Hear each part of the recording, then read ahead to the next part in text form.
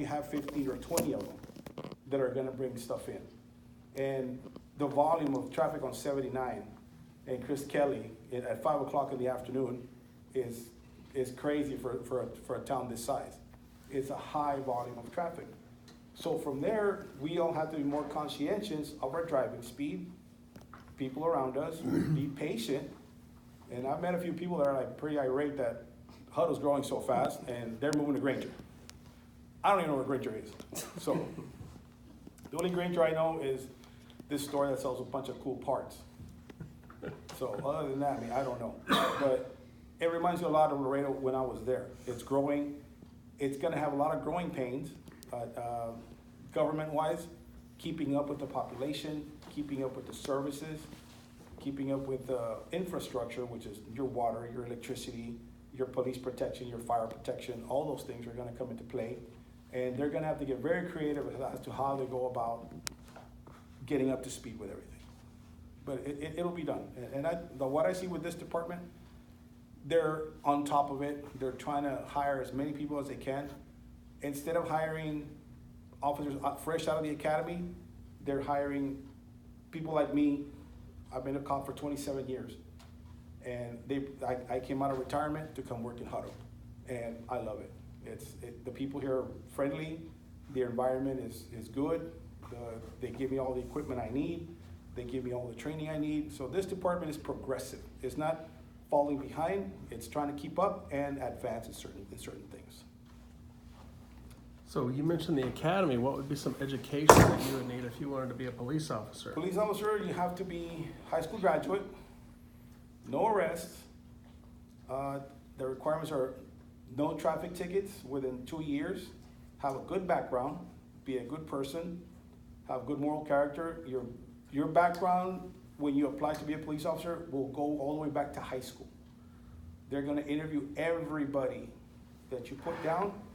Say you apply. Who do you know? Who are your friends? Well, Mark, John, and Robert are my friends. Okay, I'm gonna go, your background investigator is gonna go talk to Mark, Robert, and John. And then he's gonna ask him, who do you know that knows Juan? Pues this guy, and this guy knows him. Okay, I'm gonna go talk to them too.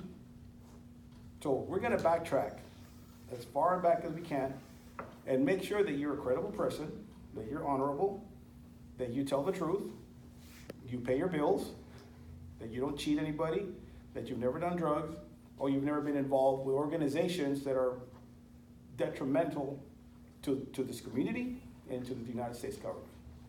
And by what I mean by organizations, there's those groups out there, motorcycle clubs that are labeled, they're called 1%ers, which are your motorcycle gangs. There are other groups, drug cartels, drug organizations that are local. If you've ever been involved in any criminal activity or related to anybody that's involved in criminal activity, we need to find out if that connection is an active connection or you're just family. Because in every family, there's gonna be people that are so-called bad apples. And we need to understand who we're hiring, because we want people, as it says in our billboard, with integrity, that are reliable, that will tell the truth, and will follow the rule of law. So I thought it was interesting that you said that they go back and they check your background really heavily. Pretty expensive. That really something that's going to be different for our generation that wouldn't apply, that would not apply to us but will them, is internet usage and posting stuff online. Yes, that is something that is new that we have begun to look at, and not only after you're hired, it continues after you're hired. Anything you put online stays online. Even if you delete it from Facebook, Instagram, Snapchat, it's on there, and we'll find it. There's no erasing it. There's no taking it back. If you there's been celebrities that they brought up something dumb they said when they were just starting out as an actor or a comedian. And I don't hold actors or comedians in very high regard because they're just, they're not the kind of people that I think should be as influential on our society, but unfortunately they are. I would rather look up, me as a kid growing up, I looked up to my school teachers. I remember one teacher in particular, Mrs. Palacios, my 6th grade teacher. I still think of her to this very day and all the lessons she taught me. I had a coach in high school, Coach Schuster. He was linebacker for the New York Jets. He taught me a lot growing up in dealing with my parents and dealing with my teenage years, which, your teenage years are gonna be difficult because there's a lot of influences that are gonna be imposed on you guys. And you might not think about it right now, but in time it'll come. The pressure you're gonna get from social media, the pressure you're gonna get from advertisers and TV shows and all that stuff. They will try to get you to think in a certain way, act in a certain way, and do things you don't wanna do. And peer pressure is very important to that. Because you might have friends like, hey, come on, try this, smoke this, drink this, and you know better. Right is right and wrong is wrong, right? And your scoutmasters have taught you what's right and what's wrong. Your parents have taught you what's right and what's wrong. But the bottom line is gonna come up to you guys to decide what you wanna do. And your personal choices will stay with you forever. So if you put something online that's, you're talking bad about someone because they're a different color, because they're a different race, because they talk different, or they have a disability, or you make fun of somebody for whatever, and then you meant it as a joke. But later on down the line, guess what? When you go apply for a job somewhere, hey, did you put that, is this your post? Oh, yeah, but I was joking. Well, yeah, but we don't care for that. And you're gonna miss out on a great opportunity to get a good job, to go to college, to get a scholarship, all because you posted something dumb when you were in your teenage years. So we have to be very careful about that. I think that's really applicable because, whatever field you want to go into, they're getting really strenuous on your background checks. And even going back, into sometimes middle school grades and interviewing people, teachers. So I know you guys are all in 5th grade right now, but stuff's about to start to get real. So they're going to really start looking at your background, and you're going to have a good fingerprint of your background history. So always be thinking about what you can do to be a good person and be a good citizen. And what do you think are some good things we can do, as a citizen of Texas and the United States, stuff that we can do to, be law-abiding, good people? There's 2 things I would always tell my kids, not 5. For number 1 thing I would tell my kids, we are here to serve, we're not here to be served. You're not entitled to anything, you don't deserve anything, you shouldn't be given anything. If you want something, work for it and earn it. And if you can help someone, help them. You guys are already there because you're scouts. That's like being a cop. You're not there because you have to, you're there because you want to. I don't wear this uniform because I have to. I could be doing another job like my brother. He works in the oil field. He makes twice the money I make. But I don't want to be in the oil field. I want to be a cop. And I retired from being a cop, and I'm back to doing the same thing because I love this job. There's no job like it. There's days that I just go crazy from boredom, and there's days that I'm scared out of my mind, wondering if I'm going to make it home. But it's not about the pay. It's not about the glory. It's not about the image. It's about the job. And it's something that I take pride in, and I really enjoy doing. And if you do what you love for a living, you'll never work a day in your life.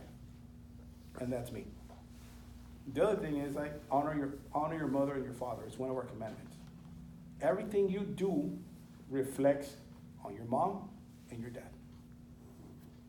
If you do good, your family rejoices. If you do good, your friends, your cousins, your grandma, your aunts, your uncles, your brothers, your sisters, your parents, your friends are all happy because you did something good and you're a good person. And you don't have to do anything outstanding. Just be a good, honest kid and a good, honest person. And they'll be happy and they'll be over the moon with you. But if you do something wrong, get into drugs, start stealing, start hurting people, start doing stuff you're not supposed to, guess who's gonna suffer? Everyone around you. The same people that were so happy to have you doing what you're supposed to be doing, going to school, getting good grades, being a good person overall, they're gonna suffer because of the things that you do. So always honor your mother, your father. And by honoring them, just be a good person and it'll take care of itself. Doesn't that sound like duty to God? One of our requirements that we've done every year, right? Just be a good person. So what would be you hear a lot of bad things, unfortunately, about officers on the news, and I don't believe that's always true. But if you're approached by an officer, let's say that these guys are out driving eventually, you'll eventually be old enough to drive. What is a good way to essentially not let the officer know that you are a good person, a law-abiding citizen, and you want to obey the rules? Yeah, the simplest thing to do if you're approached by an officer, just, unfortunately, we live in a society where we have to be a little bit more paranoid than we would like. So, best thing to do, keep your hands out in the open. Just act normal. Stand, look the officer in the eye, make eye contact, because the main thing we look for is deceit. When you are not being sincere and honest with someone, you will not look them in the eye. Like if you're bored with my conversation, what's the first thing you're gonna start doing? Oh, this guy, right? I'm like, oh, this guy's boring, I hate this guy. Okay, that's what you're gonna do, right? But if you're interested in someone, what do? Eyeball to eyeball. And that's how you should always talk to someone. When you meet someone, you greet them, you shake their hands, and you go, hey, how you doing? I'm Juan Rivera. Straight in the eye. Straight in the eye. Always in the eyes. Always, always, always. Because that tells that person you mean business. You're sincere. You're being honest. So if I want to talk to you, I'm going to have a conversation. Hey, how you doing? How's your day today? Hey, doing great? Fantastic. What's new? How's your wife? How's the kids? You're doing good. Great, whatever. And then you get cross like I'm boring, right? Right? Okay. So by doing that, you show that person, I'm engaged. I'm listening. But if you start to turn away, stick your hands in your pockets, try to act fidgety and stuff, that puts the officer on edge. Like, okay, what's up with this guy? What's going on? When you walk up to a car, keep your hands on the steering wheel till the officer tells you to put your hands down. And just be honest and sincere. If the officer asks you for his driver's license, give him the license. If the officer asks you to step out of the car, step out of the car. He has the right to do so. If you get out of the car and he tells you to get back in the car, get back in the car. Just do as you're asked. If you do as the officer requests, everything's going to go smoothly. But the moment you start mouthing off, start doing things that are contrary to his direction, that officer's going to get on alert, and he's going to start being cautious, and he's going to have to step it up to secure his safety, because our bottom line every day is to go home. I want to go home to my wife. I want to go home to Mavis. Mavis is my dachshund. I love my Winnie dog. I love her jumping on me and licking on me when I get home. And I want to go home to Mavis just as much as I want to go home to my wife every single day. Maybe Mavis a little bit more. Because Mavis is way more excited than my wife when I go home. But that's just it. Just ask. Just do as you're asked to do. And remember, and the difference here, I said asked, because the police officer must always ask. The minute he starts telling you to do something, that's when things are going to go bad. Okay? You know the difference between asking and telling, right?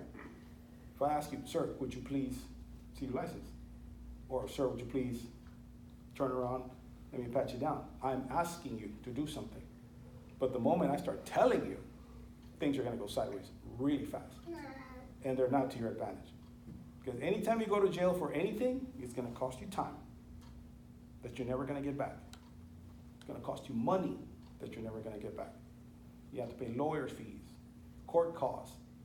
You could get fired from your job for not being at work, because why? Because you had started acting dumb, and you got arrested for something really simple, and you got to spend 1 or 2 days in jail.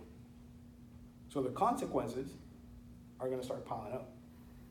And then you get home, you start hearing it from the wife, or your parents, and your brothers and your sisters, like, what's wrong with you? What are you doing? And it goes back to honor your mother, your father. It all ties together. It's all tied together.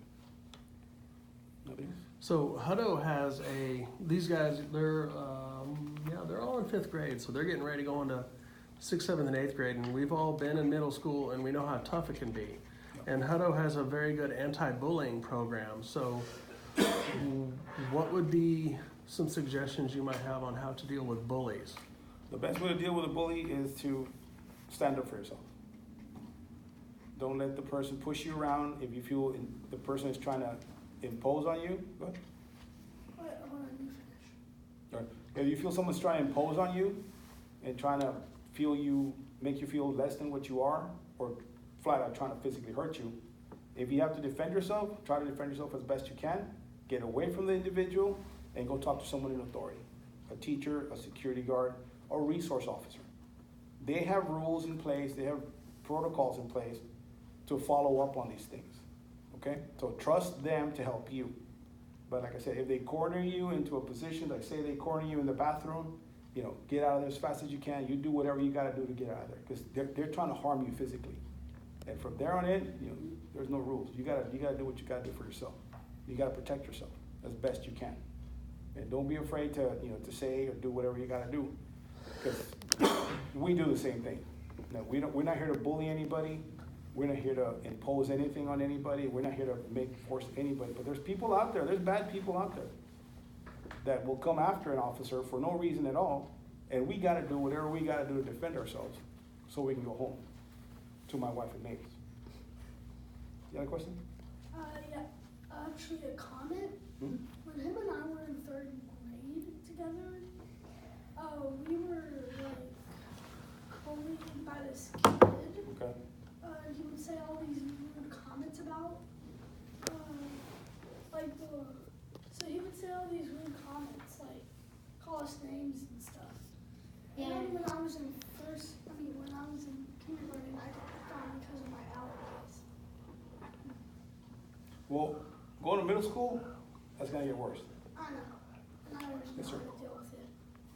Kind of like what he said, but I was mostly his target for bullying, and he would usually lie to the teacher about me. He would usually pretend that I said life threats to him, and it got on my nerves a lot. And there was only one teacher that would actually stand up for me. The others would be like walk it off and everything. They wouldn't help me. They wouldn't stop it. Well, then you go to that teacher that is your advocate, that defends you. That's what advocate means, someone that defends you. Go talk to that one person that's gonna listen to you and rely on them. If the other people you feel are not there for you, which is unfortunate, then you go to the one person that's always gonna be there for you and stick with that. But always stick up for yourself. Never let anybody put you down or make you feel less than anything. So they brought up some good points about bullying, but Well, middle school has other issues that you're gonna deal with, not just bullying. There's older kids mixed in with younger kids. Is that how it works there?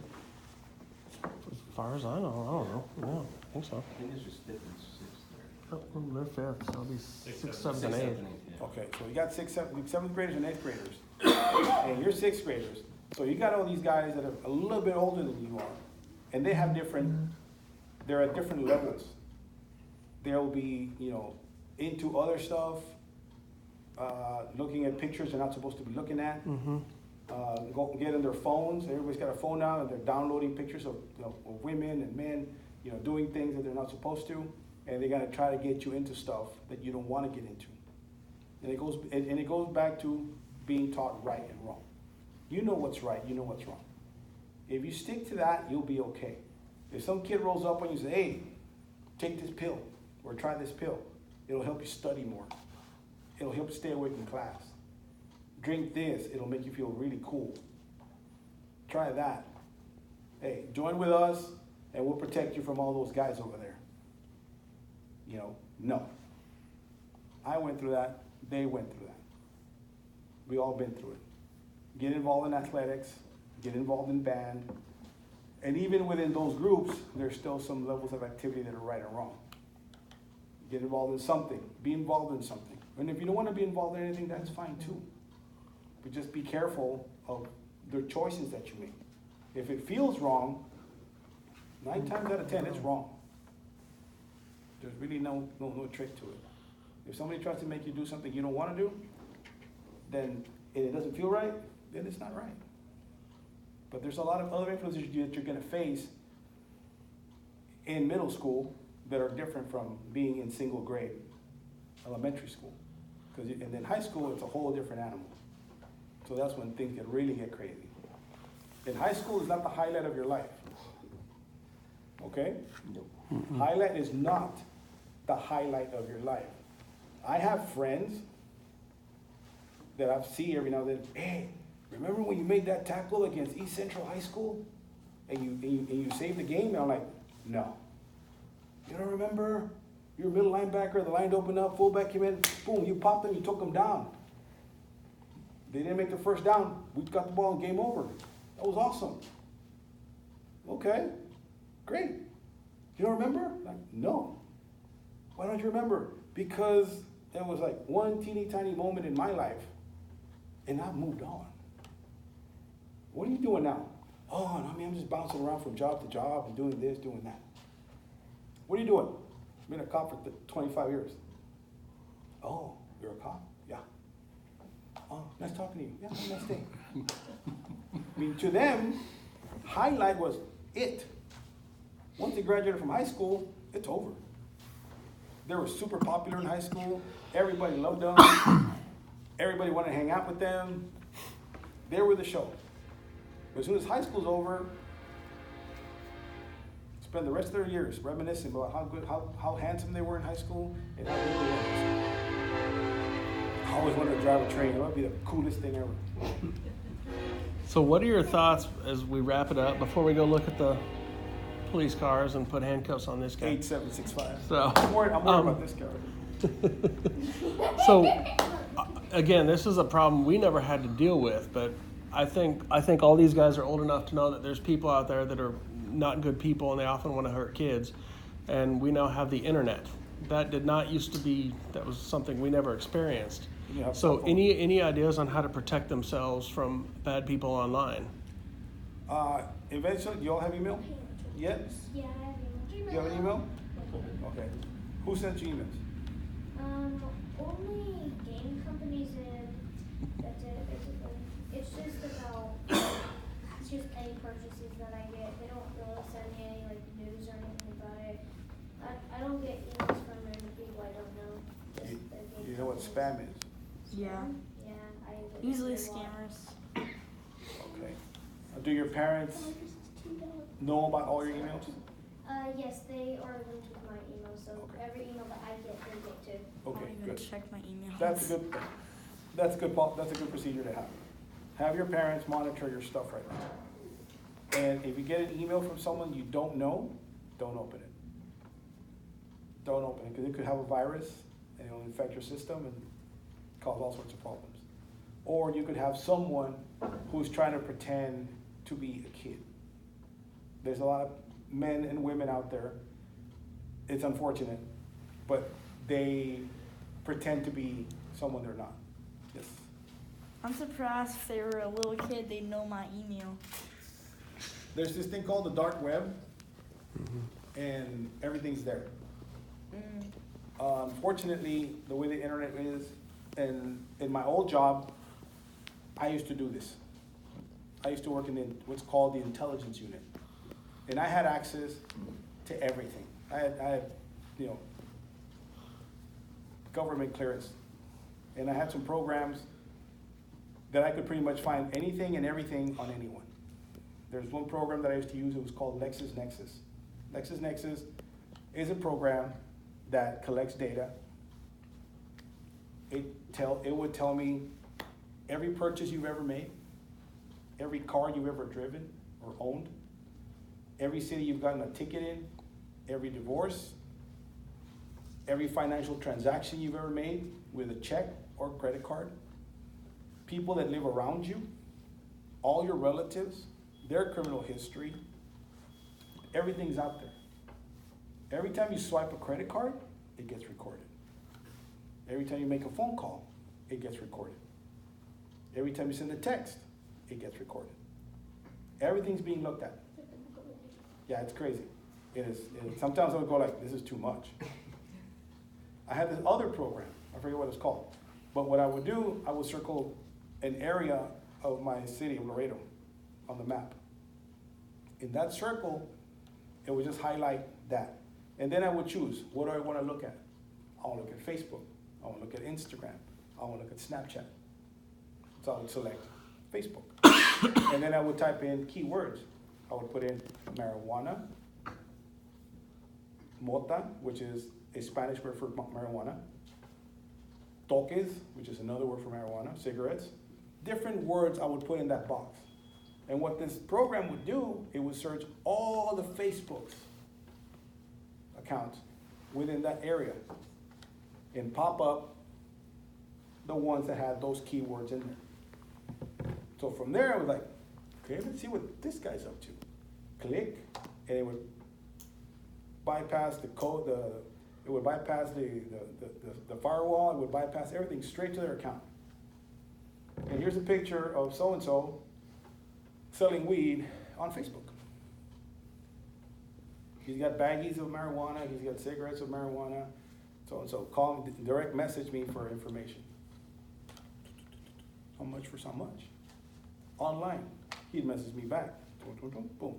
So then I would hit the geo button, the locator button. It would tell me exactly where that text message or that message was sent from. It would send me a picture of the guy's house from Google Maps.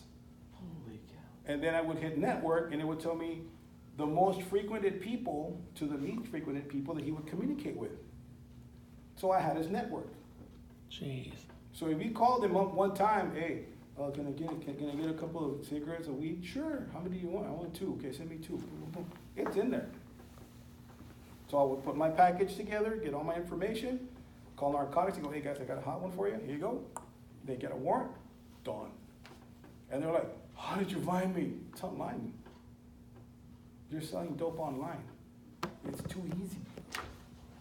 So careful what you do when it comes to emails and text messages and your Facebook accounts. And don't post anything dumb when you're a kid, because it'll come back and bite you. Trust me. Even if it's an adult, don't be posting anything dumb. Office parties, all that stuff. It'll come back and bite you. Trust me. Yes, sir. There was this kid that I met online. He was playing around, recording, and joking about threatening people to boot them offline. And I told him, like, how you just said, how you can just locate them just over one thing. I said that police can find out about this and you can get yourself in legal trouble. And then after a while, he told me it was a joke, and I was like, can't believe that. Too late now. Yeah. It's out there, right? Yeah. And right now, all the school shootings and stuff like that, that's how they've caught a lot of these kids that want to threaten to shoot up a school from their Facebook posts. But he's got a good point. If you hear something like that at school, you can't take You it need as to a let joke somebody know. anymore. You gotta tell your school principal, your school teacher, vice principal, school security resource officer, somebody. Hey, I was talking to this kid online and he said this and this and this and this. It's your responsibility as a citizen to protect everyone around you. Because if you know something that's going on and you don't speak up and then something horrible happens, you're gonna feel really bad about it. So if you know something, there's a phrase that came out after 9/11. You all know 9/11? What happened at the towers? Yeah. If you see something, say something. And it applies to everything else. If you hear something, say something. If somebody posts something, say something. To let somebody know. You're not being a tattletale. There's a difference between being a tattletale and there's a difference between a responsible, concerned citizen. You could be saving your life by letting an adult know. Or better yet, you could be saving someone you don't even know. Yeah. It could be someone at a different school. And by you letting somebody know, hey, this kid goes to Ron Rock Elementary or Ron Rock Junior High, and he said this and this and this. Someone needs to take care of it. Someone needs to look into this. Nothing wrong with it. Okay? Anybody have any questions? Parents? Scouts? One kid at school once, he brought a baby gun to school. Did you let somebody know? Hmm? Did you let somebody know? Yeah, I did. Everyone knows now. Okay. Did they do something about it? Huh? Yeah, they suspended him. Good. That'll teach them. And then there was this time when two fifth grade boys were in the bathroom smoking. Oh, yeah. Fifth graders smoking cigarettes? Oh my God, okay. Please don't handcuff me. Okay, one last question. So one time I was at the end of music class, we all sat up for instead of a circle. This was 1 year ago. And everybody got in line, and then there was a pocket knife on the floor. Who dropped it? Nobody knows? Nobody knows. And yesterday, somebody walked into the bathroom and it was glued everywhere. And liquid glue was everywhere. Remember that accident? All right. We good? All right, guys. What do you say? Thank you. Thank you. Can you handcuff me now?